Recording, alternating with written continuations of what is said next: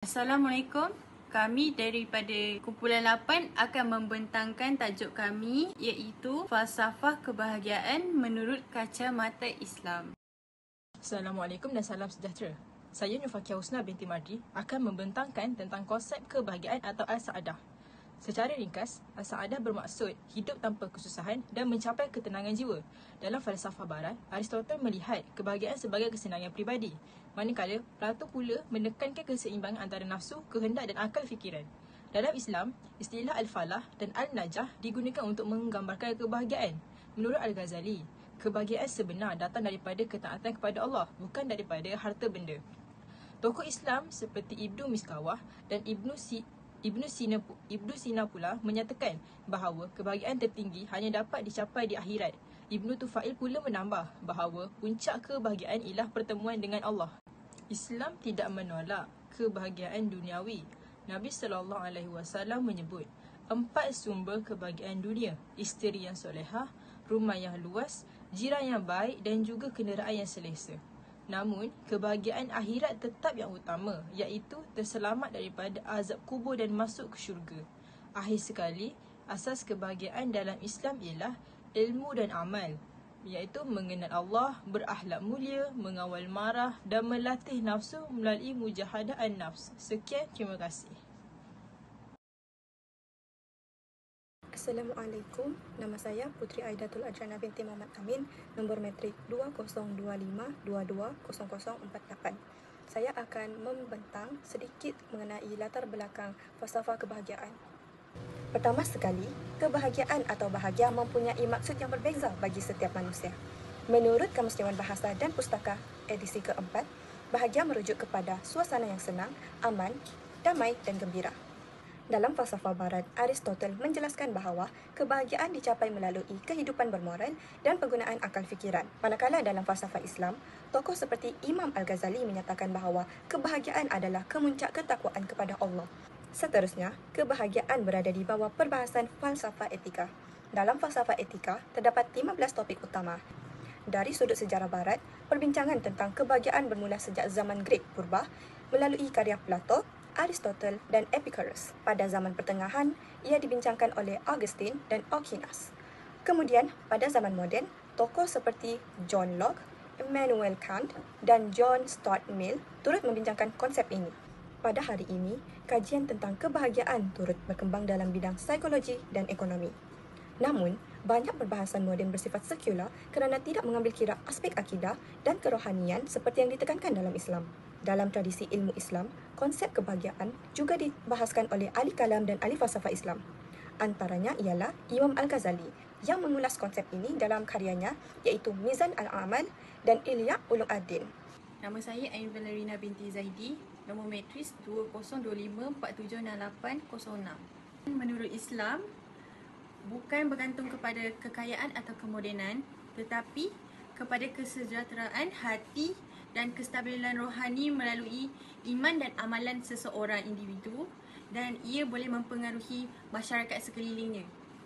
Poin seterusnya ialah Imam Al-Ghazali juga menekankan penyucian hati dan pembentukan akhlak sebagai asas kepada kebahagiaan sejati, termasuklah menghapuskan sifat mazmumah dan membina dalam diri sifat mahmudah. Teologi Islam juga menegaskan kita supaya sentiasa berusaha mencapai kebahagiaan melalui iman dan amal soleh, walaupun kebahagiaan kita dan kesengsaraan kita ditentukan oleh Allah SWT. Seterusnya, poin yang terakhir, falsafah kebahagiaan Islam sangat relevan untuk masyarakat Malaysia kerana ia membantu kita mengatasi tekanan hidup yang moden serta membentuk keseimbangan antara dunia dan akhirat. Assalamualaikum dan salam sejahtera. Nama saya Muhammad Al-Hakim bin Nazruddin. Nombor pelajar saya 2025238808. Saya ingin membentangkan kesan mengamalkan falsafah kebahagiaan menurut kacamata Islam, terutamanya dari segi emosi dan pengalaman. Kesan yang pertama ialah melahirkan individu yang sentiasa berfikiran positif walau dalam apa jua permasalahan. Sebagai contoh, seorang yang menghadapi musibah dan kehilangan harta benda dan kematian ahli keluarganya tidak akan berasa murung kerana mereka yakin bahawa setiap yang berlaku itu pasti ada kebaikannya di sisi Allah Subhanahu Wa Taala. Kesan yang kedua ialah menjadi manusia yang tahu hala tuju dalam hidup, iaitu untuk mencari kebahagiaan di akhirat. Islam menitik beratkan umatnya untuk memperbanyakkan amalan soleh dan meninggalkan segala larangan Allah Subhanahu Wa Taala. Hal ini adalah untuk mencapai kebahagiaan hakiki, iaitu untuk mencari keridhaan Allah Subhanahu Wa Taala dan untuk mendapatkan syurga yang kekal abadi. Seterusnya adalah kesan dari segi pengetahuan dan amalan.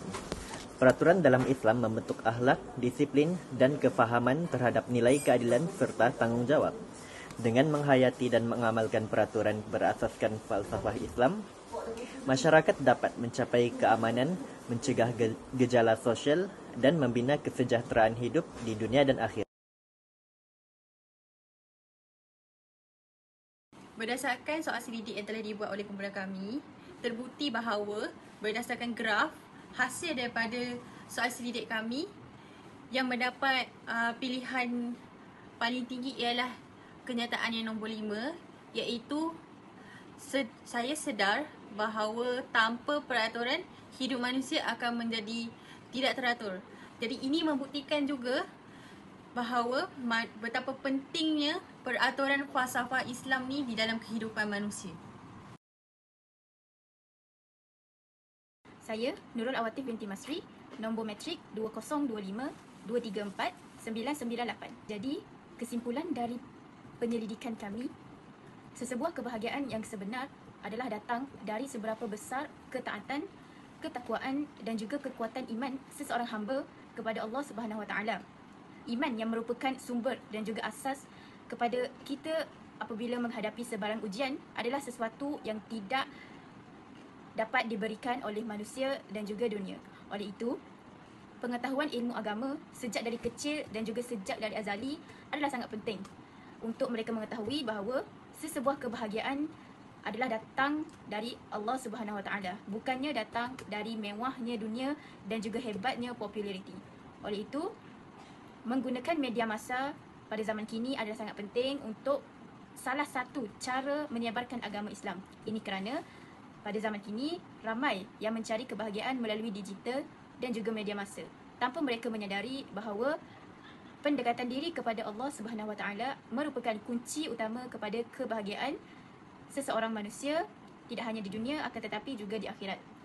Oleh itu, marilah sama-sama kita mengabdikan diri kepada Allah dan juga sentiasa mendekatkan diri kepada Allah agar memperolehi kebahagiaan tidak hanya di dunia akan tetapi juga di akhirat. Sekian, terima kasih.